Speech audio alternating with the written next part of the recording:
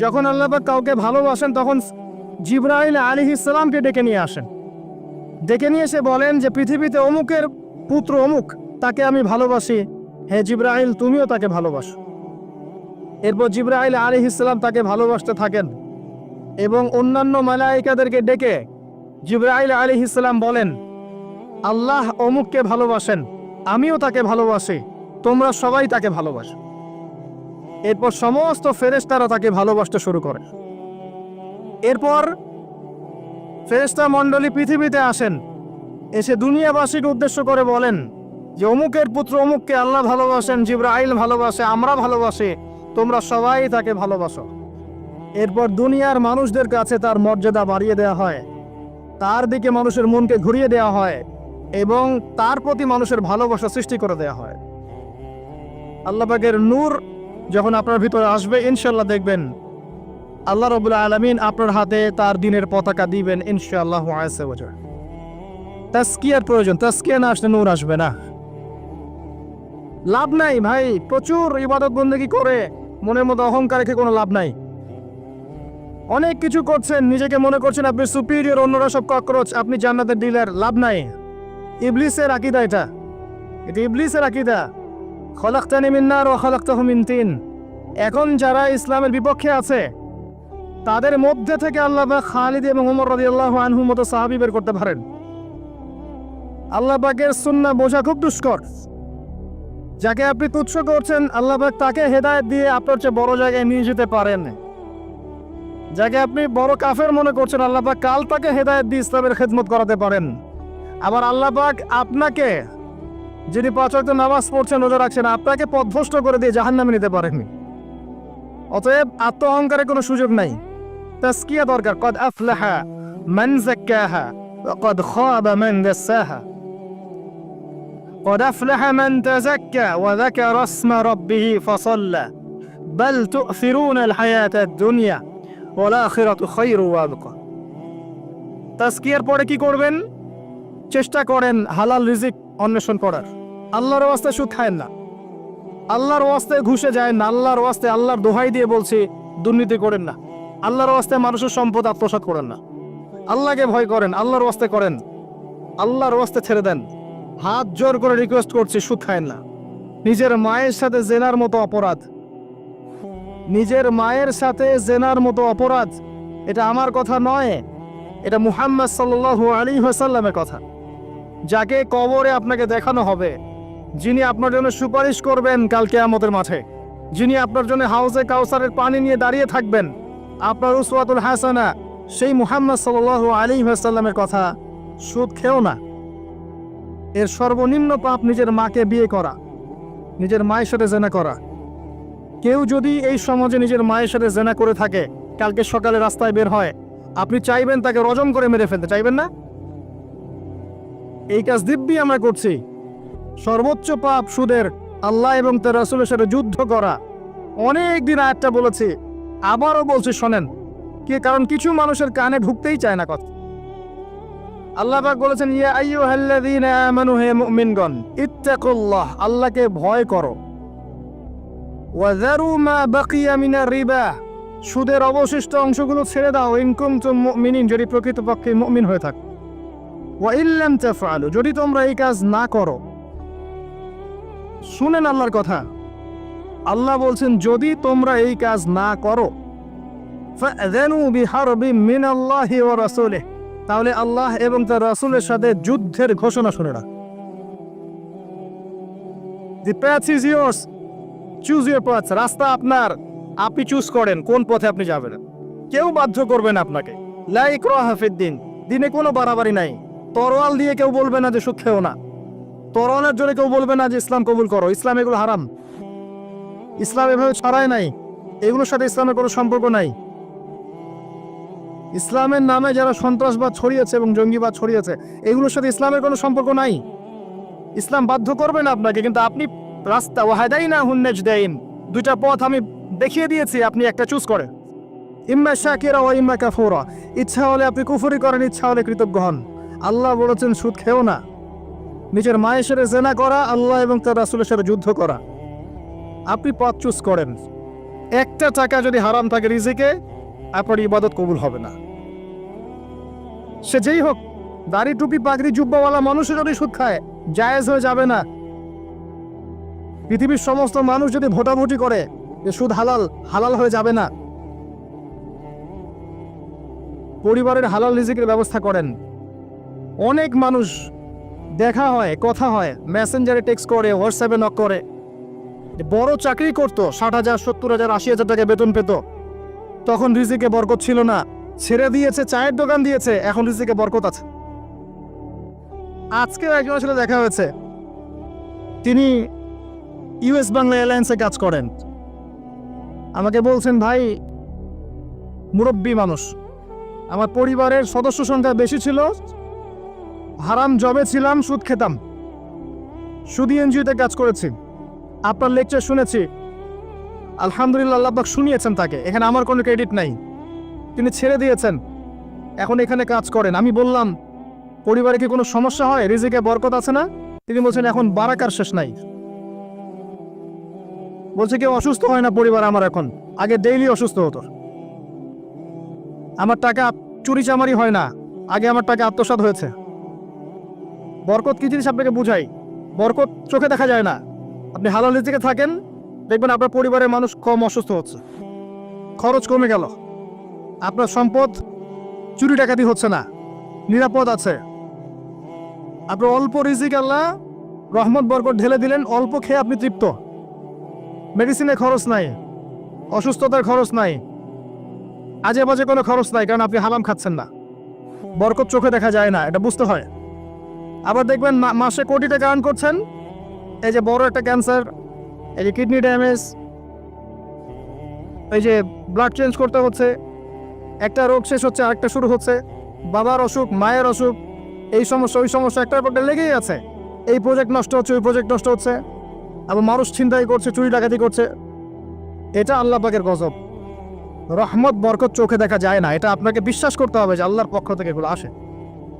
ইমানের 6 পিলার সব তো গায়েব, আল্লাহ বিশ্বাস গায়েব, মালায়েকা ওয়া কুতুবিহি ওয়া রুসুলিহি ওয়াল ইয়াউমিল আখির ওয়াল কদরি খাইরি ওয়া শাররি, সবই গায়েব। অদৃশ্য বিশ্বাসের নামে তো ইমান। তো বরকত রহমত কি দেখা যাবে? দেখা যাবে না। রূহ বা আত্মাকে দেখেছেন? আপনার শরীরে নাই। এভাবেই আল্লাহ রহমত বরকতে বিশ্বাস করতে হবে। আল্লাহ পাক ইনশাআল্লাহ তাআলা আপনার হালাল অল্প রিজিকে বারাকা দিবেন ইনশাআল্লাহ। আল্লাহর ওয়াস্তে দুর্নীতি করেন না, আল্লাহর ওয়াস্তে করেন না। আমি বলে একটা হাদিস শোনাই, আমরা তো দায়িত্ব পেলে অনেক খুশি হই। রাসূলুল্লাহ সাল্লাল্লাহু আলাইহি ওয়াসাল্লাম বলেছিলেন, হে আবু যার, তুমি কখনো 2 জন ব্যক্তির দায়িত্ব নিতে যেও না। যদি 2 জন ব্যক্তির দায়িত্ব নাও, যেন তোমাকে ছুরিবিহীন জবাই করে ফেলা হয়েছে, কারণ প্রত্যেককে তার দায়িত্ব সম্পর্কে জিজ্ঞাসা করা হবে। আমরা তো খুশি হই। রাসূল সাল্লাল্লাহু আলাইহি ওয়াসাল্লাম বলেছেন, তোমরা কি জানো সবচেয়ে বড় মিসকিন কে? সবচেয়ে বড় মিসকিন কে? দরিদ্রকে? সাহাবীরা বলছেন, আমরা তো মনে করি যার কাছে অর্থ সম্পদ কম সেই বড় মিসকিন। আল্লাহ রাসূল বলছেন, ভুল। শোনো, সবচেয়ে বড় মিসকিন সেই ব্যক্তি যে ব্যক্তি পরকালে অনেক নেকি নিয়ে উঠবে, নামাজ, রোজা, হজ, যাকাত, ওমরা, হজের নেকি, বিশাল বিশাল নেকি। এরপরে সে দেখবে সামনে মানুষ দাঁড়িয়ে আছে, কারো গীবত করেছে, কাউকে তহমত দিয়েছে, কাউকে অপবাদ দিয়েছে, কারো টাকা চুরি করেছে, কাউকে অন্যায়ভাবে জুলুম করেছে, কাউকে পিটিয়েছে, কারো সম্পদ লুট করেছে ইত্যাদি। তখন আল্লাহ পাক বলবেন, শোধ করে দাও। কিভাবে শোধ করা হবে? ফেরেশতারা জিজ্ঞাসা করবেন, আল্লাহর পক্ষ থেকে হুকুম আসবে, এই ব্যক্তির নেকিগুলোকে ওদের আমল নামে কনভার্ট করো। বলছি শেয়ার ইট পাস করে দাও। ওটা আরো বড় টেকনোলজি হবে ইনশাআল্লাহ তাআলা। বলার সাথে সাথেই আপনার নেকি আমার নেকি দেখা যাবে চলে গেছে, নাউজুবিল্লাহ। এবার সব নেকি শেষ। এবার কি হবে? অর্ডার আসবে, তাদের গুনাহগুলোকে এই ব্যক্তির আমলনামায় চাপিয়ে দেওয়া হবে। এরপর আল্লাহ পাক বলবেন, ইকরা কিতাবাক, পড়ো তোমার কিতাব, ওয়া কাফা বিনাফসিকা আল-ইয়াওমা আলাইকা হাসিবা, আজকে তুমি তোমার হিসাব নেওয়ার জন্য যথেষ্ট। এই কিতাব আর ডান হাতে আসবে না, ঘুরে আসবে। ওয়া আম্মা মান উতিয়া কিতাবাহু বিশিমালিহি ফাসাউফা ইয়াদউ সুবুরা, তখন সে মওতকে ডাকতে থাকবে, হায় আজকে আমার একটা মৃত্যু দিয়ে কাজ হবে না, 1000টা মওত আমার দরকার। সুবহানাল্লাহ, ইন্না লিল্লাহি ওয়া ইন্না ইলাইহি রাজিউন। এই হচ্ছে তাদের পরিণতি যারা অন্যের সম্পদ আত্মসাৎ করে খাবে। আল্লাহ পাক আমাদেরকে বোঝার তৌফিক দান করুন, এবং মানুষের সাথে জড়িত হক যাদের থাকবে, আল্লাহ পাক যেন আমাদেরকে মানুষের সাথে জড়িত কোনো হক না রাখেন, পবিত্র অবস্থায় দুনিয়া থেকে নেন, আল্লাহুম্মা আমিন। কারণ দুনিয়াতে যা যার হক তাকে তাকে দিয়ে দেন। ভাই আমি একটা কথা বলেছি, কথাটা ভাইরাল হয়েছে অনেক। মানুষ মানুষের অবস্থানকেই ভালোবাসে, মানুষ কখনোই মানুষের অন্তঃসত্ত্বাকে ভালোবাসে না। অবস্থান আপনার ভালো, আপনার পিছনে মানুষের অভাব থাকবে না। আজকে আপনার ক্ষমতা আছে, পাওয়ার আছে, খ্যাতি আছে, ইত্যাদি আছে, মানুষ দেখবেন পিছনে ঘুরঘুর করছে, এবং এরা কিন্তু সবাই সবার স্বার্থেই ঘুরঘুর করছে। এর বাইরে আল্লাহ পাক কিছু মানুষের মনে আল্লাহর পক্ষ থেকে মহব্বত দেন, এটা আলাদা বিষয়। এটা শুধু ধার্মিকদের ক্ষেত্রেই সম্ভব। ওই দুই ব্যক্তি যারা আরশের ছায়া ছায়া পাবে, তারা একে অপরকে আল্লাহর ওয়াস্তে মহব্বত করেছে, তাই না? অতএব আল্লাহর পক্ষ থেকে একটা মহব্বত থাকে, এটার কোনো স্বার্থ থাকে না, নিঃস্বার্থ ভালোবাসা। এটা টোটালি নিঃস্বার্থ ভালোবাসা, কোনো স্বার্থ নাই। কিন্তু দুনিয়ার ভালোবাসা স্বার্থিক, স্বার্থপর। অবস্থানকে আপনাকে মূল্যায়ন করা হবে। আপন শুধু আল্লাহ পাক আপনার। আল্লাহর জন্যে যার যার হক তাকে তাকে দিয়ে দেন, নিজের হক আল্লাহর কাছে চেয়ে নেন, আপনি সুখে থাকবেন ইনশাআল্লাহ। এর চেয়ে কোনো ফিলোসফি নাই দুনিয়াতে সুখে থাকার। আপনি মানুষকে সন্তুষ্ট করতে পারবেন না, পরিবার, বাবা মা, ছেলে মেয়ে, বউ বাচ্চা, কাউকে সন্তুষ্ট করতে পারবেন না। 100% আপনি কাউকে সন্তুষ্ট করতে পারবেন না। সারা জীবন করে যাবেন, আপনার বিরুদ্ধে অভিযোগ থেকেই যাবে। শুধু আল্লাহ রাব্বুল আলামিন অপেক্ষা করে বসে আছেন। এই বসে আছেন কথাটাকে আবার ভাইরাল করে বিতর্কিত করেন না। এই বসে আছেন বুঝিয়েছে আল্লাহ পাক অপেক্ষা করছেন। মুশকিল মিডিয়ার সামনে কথা বলা, বলবো একটা তালগোল পাকিয়ে বানাবে আর একটা। এই কারণে আমি মিডিয়া এখন পছন্দ করি না। প্রয়োজনে আমি মাঠে ময়দানে এই জুমার খুতবা দিব, আমার কোনো দরকার নাই মিডিয়া, কোনো প্রয়োজন নেই আমার। কিছু অফিসিয়াল দেখা হয়েছে এই কারণে, যাতে এই কথাগুলো এর মধ্যে ভালোটুকু মানুষের কাছে পৌঁছে যায়, খারাপটুকু আমরা মুছে ফেলে দিই। ভালো, আমার খারাপের দরকার নাই। আর এগুলো করে করে মানুষের ক্ষতি করেছে আমরা অনেক। দিন দিন আলেম ওলামাদের সংখ্যা এই বাংলার মাটি থেকে কমে গেছে। যে কথাটা বলছিলাম, হক দিয়ে দেন, আপনি আপনার হক আল্লাহর কাছে চেয়ে নেন। মানুষকে আপনি সুখী করতে পারবেন না। আল্লাহ পাক অপেক্ষা করছেন আপনার জন্য। আপনি কখন তওবা করে তার দিকে ফিরে আসবেন, দিন আল্লাহ পাক আপনাকে মাফ করে দিবেন সব। আল্লাহ পাক বলেছেন, শোনেন, ইল্লা মান তাবা, যে অনেক গুনাহ করেছে, শিরক করেছে, জেনা করেছে, মদ খেয়েছে, বেদাত করেছে, হারাম খেয়েছে, আল্লাহ পাকের অবাধ্য হয়েছে, নামাজ পড়ে নাই, যাকাত দেয় না, ইত্যাদি ইত্যাদি অনেক অন্যায় করেছে, একদিন তওবা করে ফিরে এসেছে। আল্লাহ পাক বলছেন, ইল্লা মান তাবা, যে ব্যক্তি তওবা করে ফিরে আসলো, ওয়া আমানা, এবং ঈমান নিয়ে আসলো, ওয়া আমিলা আমালান সালিহান, এবং এখন থেকে সতামল করা শুরু করলো, হোক সে নারী বা পুরুষ, যে কেউ, যে কোনো বয়সের, যে কোনো বর্ণের, যে কোনো ভাষার, যে কোনো দেশের, এগুলো কিচ্ছু যায় আসে না আল্লাহ পাকের। ইন্নাল্লাহা লা ইয়ানজুরু ইলা আজসামিকুম ওয়ালা ইলা সুওয়ারিকুম ওয়ালাকিন ইয়ানজুরু ইলা কুলুবিকুম ওয়া আমালিকুম। আল্লাহ পাক শুধু কলব দেখেন, আমল দেখেন, রক্ত মাংস বর্ণ এগুলো দেখেন না। আল্লাহ পাক ফিরে এসেছে, আমল, ঈমান এনেছে, আমল সালেহ করেছে।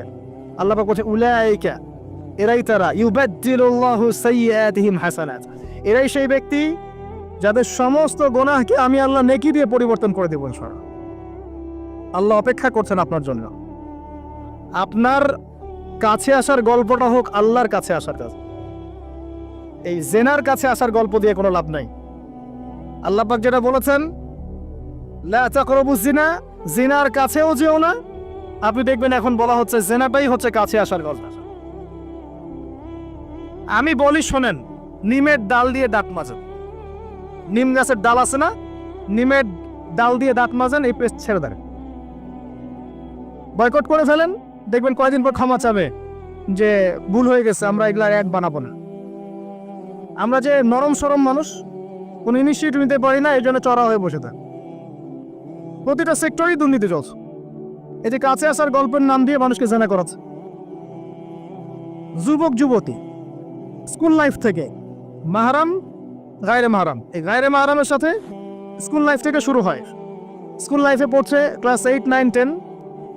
ক্লাস 8, 9, 10 এর মেয়েরা, ছেলেরা এখন অ্যাডাল্ট। এরা এরা এমন কিছু করে যে আপনার কল্পনাও নাই। এই বয়সেও তো সব পাপ করা শেষ। এগুলোর সাক্ষী আপনারাই, আমার উপর আমাকে ভালো মন্দ বলেন না, এগুলোর সাক্ষী আপনারা নিজেরাই। নিজেদের ঘরগুলো দেখেন। আর সবচেয়ে বড় কথা হচ্ছে ঘরের মানুষ কিন্তু কথা শোনে না। দেখবেন আপনি সারা দুনিয়ায় দিন ক্যাম্প করে ফেলছেন, দিনটা আর আপনার ঘটনা হচ্ছে নূহ আলাইহিস সালামের মতো। দেখবেন বউ কথা শোনে না, স্বামী ছেলে কথা শোনে না। এটাই বাস্তবতা। কিন্তু নূহ আলাইহিস সালামের ঘটনা মনে নাই? 950 বছর দাওয়াত দিয়েছেন, শেষে গিয়ে বলেছেন বিয়ান্নি মাগলুবুন ফান্তাসির, আল্লাহ আমি পরাজিত হয়ে গেছি, আমাকে সাহায্য কর, আমি পারছি না। আল্লাহ পাক আযাব নাজিল করে দিলেন। তিনি পার হয়ে গেলেন না? ছেলে পার হয় না। ছেলে বলে আমি পাহাড়ে উঠে যাব, পাহাড় আমাকে সেভ করবে। নূহ আলাইহিস সালাম বলছেন আজকে কেউ সেভ করতে পারবে না আল্লাহর আযাব থেকে। একটু পরে একটা ঢেউ এসে বাপ বেটার মাঝখানে পার্থক্য করে দিল, ছেলে ডুবে মরে গেল। তার স্ত্রী পর্যন্ত ঈমান নিয়ে আসলো না। আল্লাহর কাছে হাত তুলে দোয়া করছেন, আল্লাহ আমার ছেলে, আমার আহাল, আমার পরিবার। আল্লাহ ধমক দিয়ে বলছেন যে লাইসা মিন আহলিক, সে তোমার পরিবারের কেউ না। দেখবেন আপনি মাশাআল্লাহ দিনদার, আপনার ভিতরে ইসলাম এস্টাবলিশ করা ডিফিকাল্ট। মানুষ এখন খুব ব্যক্তি সচেতন, নিজের মনে যা চাবে সেটাই করবে। আর আনুগত্যকে তারা দাসত্ব মনে করে। কথা বুঝেন? আনুগত্য করাকে দাসত্ব মনে করে। আমি দাসত্ব করবো কেন? আল্লাহ এবং তার রাসূল এবং স্বামী পরিবার কর্তাদের আনুগত্যটাকে তারা দাসত্ব মনে করে। অতএব সুখে থাকার মূল মন্ত্র এটাই আপনার, যার যার হক তাকে তাকে দিয়ে দেন, নিজের হক আল্লাহর কাছে চেয়ে নেন, আপনি সুখে থাকবেন ইনশাআল্লাহ। আল্লাহর জন্য বাঁচেন, আল্লাহর জন্য খান, আল্লাহর জন্য পড়েন, আল্লাহর জন্য দিন কায়েম করেন, আল্লাহর জন্য আপনি ইবাদত করেন, আল্লাহর জন্য মারা যান, ইনশাআল্লাহ আল্লাহ আপনাকে জান্নাত দিবে। আর আল্লাহর কাছে আমরা সবাই একা একা ফিরে যাবো। ইন্না লিল্লাহি ওয়া ইন্না ইলাইহি রাজিউন। একা একা একজন একজন করে হিসাব নেবেন আল্লাহ পাক। তখন আমার সাথে কেউ থাকবে? আপনার সাথে কেউ থাকবে? ইন্তেকালের পরে 40টা দিন অপেক্ষা করেন না, মানুষ মনে রাখে? রাখবে না, কাউকে রাখবে না। এটাই দুনিয়ার বাস্তবতা। দুনিয়া বড় নিষ্ঠুর। আর এগুলোর বাস্তবতা আপনারা যত দিন যাবে তত দেখবেন, উপলব্ধি করবেন। একদম কাঠামো ভেঙে যাবে। ফ্রি মিক্সিং দিয়ে, হারাম রিজিক দিয়ে, আপনার এই যে অপসংস্কৃতি দিয়ে পরিবারের কাঠামোই ভেঙে যাবে, সমাজের কাঠামো ভেঙে যাবে। মানুষ দেখবেন আত্মহত্যা করে মারা যাবে বেশি বেশি। বাবার খোঁজ নিবে না সন্তান। কিয়ামতের আলামত আছে, আনতাইলি তেলামাতু রাব্বাতুহা, দাসী মনিবকে জন্ম দিবে, মা বাবার সাথে দাস দাসীর মতো আচরণ করা হবে। টাকার জন্য, সম্পদের জন্য মানুষ ভাইকে হত্যা করবে, বোনকে হত্যা করবে, ছেলে বাবাকে হত্যা করবে, মাকে হত্যা করবে। এগুলো সব কিয়ামতের আলামতের হাদিস। এগুলো আপনি বাস্তবতা মিলিয়ে দেখেন, 100% মিলে যাবে। এগুলো চলছে এখন। এই জায়গায় আমি বলবো আত্মকেন্দ্রিক হন। একটা আয়াত শোনাচ্ছি আপনাকে, আমার খুব পছন্দের একটা আয়াত, এবং আল্লামা তাকি উসমানীর নাম শুনেছেন? আমার জানা মতে বিশ্ব বরেণ্য আলেমদের একজন। তিনি একটা গোটা বই লিখেছেন, পুরা বইটাই একটা আয়াতের উপরে। বইটা পড়েন, আপনার কাছে মনে হবে বইটার প্রতিটা কথা আপনার জন্য লেখা হয়েছে। তাসকিয়া, আত্মশুদ্ধি, আত্মশুদ্ধি ও তাসাউফ। ওই বইয়ের প্রথমে টাইটেল, একটা হেডলাইন আয়াত আছে, ইয়া আইয়ুহাল্লাযীনা আমানু, হে মুমিনগণ, আলাইকুম আনফুসাকুম, নিজের নফসের খবর নেওয়া। নিজের নফসের খবর নাও, নিজে ঠিক হও। মান লা ইয়াদুররুকুম মান দাল্লা ইন ইহতাদাইতুম, যারা পথভ্রষ্ট হয়ে যাচ্ছে বা গেছে, এদের পথভ্রষ্টতা তোমাদের কোনো ক্ষতি করবে না যদি তোমরা হেদায়েতের উপর থাকো। এর চেয়ে বড় কোনো মেডিসিন নাই। এই আয়াতের মধ্যে সব কিছু আছে, আমাদের সমস্যা এবং আমাদের সলিউশন। আমাদের সমস্যা হচ্ছে আমরা পরের দিকে বেশি চোখ তুলি, আঙ্গুল তাকাই, তোমার এটা ঠিক নাই, তোমার এটা ঠিক নাই, তোমার আকীদা ঠিক নাই, তোমার আমল ঠিক নাই, তোমার তাসকিয়া ঠিক নাই, তোমার রিজিক ঠিক নাই, ইত্যাদি ইত্যাদি। নিজের দিকে এতবার আঙ্গুল আমরা তুলি না। আমার আকীদা ঠিক আছে কিনা, আমার মানহাজ ঠিক আছে কিনা, আমার আমল বেদাত মুক্ত কিনা, আমার রিজিক ঠিক আছে কিনা, আমার পরিবার ঠিক আছে কিনা, আমার নফসে আত্মশুদ্ধি আছে কিনা, আমার ভিতরে হিংসা আছে কিনা, গীবত আছে কিনা, তোহমত দেয় কিনা, অহংকার আছে কিনা, এগুলো আমাকে চিন্তা করতে হবে। আলাইকুম আনফুসাকুম, নিজের নফসের খবর নাও। এই নফস নিয়ে আল্লাহর কাছে যেতে হবে। এই একটা আয়াত যদি বুঝে আসে, আপনার প্রবলেম সলভ। এখানে সমস্যা হচ্ছে আমরা আগে মানুষের সংশোধন চাই, কিন্তু আল্লাহ বলছেন আগে নিজেকে সংশোধন করো। নিজে আগে সংশোধিত হও, একটা বাতি থেকে 1000টা বাতি জ্বলবে ইনশাআল্লাহ। আর নিজেকে সংশোধন করতে না পারলে আমি বাতি জ্বালাতে পারবো না। তো ইভেন এখানে বসে আমি যে কথাগুলো বলছি বা বলবো বা বলা হয়, যারা বলে, তারা নিজেরা যদি সেগুলোর উপর আমল না করে, এই কথার কোনো তাসির হবে না আপনার উপরে। আপনি শুনবেন, এক কেন্দ্রে ঢুকবে, আর এক কেন্দ্রে বেরো যাবে, বাসায় গিয়ে ঘুমিয়ে যাবেন। এটা বাস্তবতা। রাসূলুল্লাহ, শোনেন, রাসূলুল্লাহ সাল্লাল্লাহু আলাইহি ওয়াসাল্লামের দাওয়াতে এত হিউজ মানুষ ইসলাম কবুল করলো কেন বলেন তো? মূল কারণ কি জানেন? ইসলামের প্রতিটা বিষয়ের উপরে নবী সাল্লাল্লাহু আলাইহি ওয়াসাল্লাম নিজে আগে আমল করে দেখিয়েছেন। এই জন্য তার কথার মধ্যে নূর এবং তাসির এবং বারাকা এত বেশি ছিল যে মানুষের কলিজার মধ্যে কথাগুলো আঘাত করেছে, মানুষ পরিবর্তন হয়েছে। আর আমাদের টোটাল উল্টা। এইখানে বসবো, এই ধরনের জায়গায় যারা বসি তাদের এক শ্রেণীর কথা বলছি, সবাই না। আর এখানে অনেক মানুষ আছেন যারা আল্লাহওয়ালা এবং যারা বেশি ভাইরাল না, যারা তো সেলিব্রিটি না, রাতের বেলা তাহাজ্জুদ পড়ছেন, দেখেন কোনো মাদ্রাসায় খেদমত করছেন, এমন কিছু করছেন যাদেরকে কেউ চেনে না আল্লাহ ছাড়া, তারা আল্লাহর কাছে সেলিব্রিটি। এখানে টোটালি উল্টা। আমরা বলি যেটা সেটা নিজেরা করি না, আর সেটা করি যা বলি না। আমি আপনাদেরকে বলি, আমি যা জানি তা 30-40% আমি আপনাদেরকে বলতে পারি না, ভয়ে বলি না। আর আমি যা বলি তার 100%-এর মনে হয় 50-60-70% আমি করতে পারি না। নিজেদেরকে নিয়ে শঙ্কিত আমরা যে কি হবে। তো এই আয়াতের উপর আমল ছাড়া আমাদের কোনো গতি নাই। ইয়া আইয়ুহাল্লাযীনা আমানু, হে মুমিনগণ, আলাইকুম আনফুসাকুম, নিজের নফসের খবর নাও। লা ইয়াদুররুকুম মান দাল্লা ইন ইহতাদাতুম, তোমরা যদি হেদায়েত প্রাপ্ত হয়ে থাকো ওদের পথভ্রষ্ট তো তোমাকে ক্ষতি করবে না। ইসলামের শত্রুদের কথা বাদ দেন, আগে নিজেকে ঠিক করেন, নিজে থেকে ঠিক করেন। নিজেরা নামাজি হন আল্লাহর ওয়াস্তে, আল্লাহর ওয়াস্তে হালাল খান, পরিবার ঠিক করেন, জ্ঞান অর্জন করেন, আল্লাহর ওয়াস্তে দিনে কোনো খেদমতের চেষ্টা করেন, আপনার জানমাল সময় শ্রম দিয়ে আল্লাহর ওয়াস্তে কিছু করেন, দেশকে কিছু দেন, রাষ্ট্রকে কিছু ভালো কিছু দেন, উম্মাকে কিছু ভালো কিছু দেন, আপনার প্রতিভা দিয়ে মানুষের কল্যাণ করেন, মানবতার কোনো খেদমত করেন, কিছু একটা করেন। গবাদি পশুর মতো জীবনটাকে নষ্ট করবেন না। খাওয়া, ঘুমানো, পেশাব পায়খানা করা, স্ত্রী সহবাস করা, বাচ্চা পয়দা করা, ডেড, এই হলো আমাদের জীবনের প্যাটার্ন। এখন কিছু করেন। সবাই তাকিয়ে আছে আপনাদের দিকে, আমাদের দিকে না, সবাই তাকিয়ে আছে আপনাদের দিকে। আল্লাহ পাক আপনাদেরকে বোঝার তৌফিক দান করেন। আর কয়েকটা কথা বলে শেষ করছে, অনেক রাত হয়ে গেছে, যত লম্বা হবে ফজরের নামাজ কাজা হয়ে যাবে। সেটা হলো আত্মশুদ্ধির পরে হালাল রিজিকের কথা বলেছে। আল্লাহর ওয়াস্তে সুদ খায়েন না, ঘুষ দুর্নীতিতে যায়েন না। এরপরে আমি যেটা বলবো যে প্রকৃত মিসকিনদের কাতারে আমরা যেন না দাঁড়াই, মানুষের সাথে জড়িত কোনো হক রাখেন না। আরো বলবো, পারিবারিক আদর্শ ঠিক করার চেষ্টা করেন। আমি জানি এটা খুব ডিফিকাল্ট, নিজেকে দিয়েই বুঝি এটা খুব ডিফিকাল্ট। যে নূহ আলাইহিস সালামের কথা বললাম, কওমে লুত আলাইহিস সালামের কথা শুনেন, তার স্ত্রী ঈমান নিয়ে আসে নাই, নবী সাল্লাল্লাহু আলাইহি ওয়াসাল্লামের চাচারা ঈমান নিয়ে আসে নাই। এটাই সিস্টেম, এটাই নিয়ম। যখন দেখবেন দাওয়াত দিতে দিতে বোঝাতে আপনি ব্যর্থ, তখন আপনি আসহাবুল কাহফের মতো একা হয়ে যান। তাও ভালো, আসহাবুল কাহফের মতো একা হয়ে যান। একা একা দিনের পথে চলেন, আল্লাহর কাজ আপনি একাই করেন। ইব্রাহিম একা একটা উম্মাহ, তার সাথে কেউ ছিল না, সে একাই একটা উম্মাহ ছিল। আল্লাহ পাক তাকে একটা উম্মাহ বলেছেন। আর এরপর যে কথাটা বলবো, শেষ কথা, সেটা হলো আল্লাহ পাক আমাদের সবাইকেই কিছু না কিছু প্রতিভা দিয়েছেন। জান, মাল, সময়, শ্রম, কারো অর্থ, কারো মেধা, কারো লেখার ক্ষমতা, কারো বলার ক্ষমতা, কারো সংগঠিত করার ক্ষমতা ইত্যাদি। আল্লাহ পাক যাকে যে ক্ষমতা দিয়েছেন, আপনার প্রতিভাটাকে আপনি আল্লাহর পথে কাজে লাগান। ছোট্ট কিছু করেন না, এতিমদের একটা প্রজেক্ট করেন, একটা মসজিদ করেন, একটা মাদ্রাসা করেন, একটা মক্তব করেন, একটা স্কুল প্রতিষ্ঠা করেন, একটা কলেজ প্রতিষ্ঠা করেন, একটা অর্থনৈতিক কোনো সিস্টেম কিছু লঞ্চ করেন, একটা ইসলামিক এনজিও করেন, কিছু একটা করেন যা দিয়ে আপনার দিনের কোনো উপকার হয়, ইসলাম এগিয়ে যায়।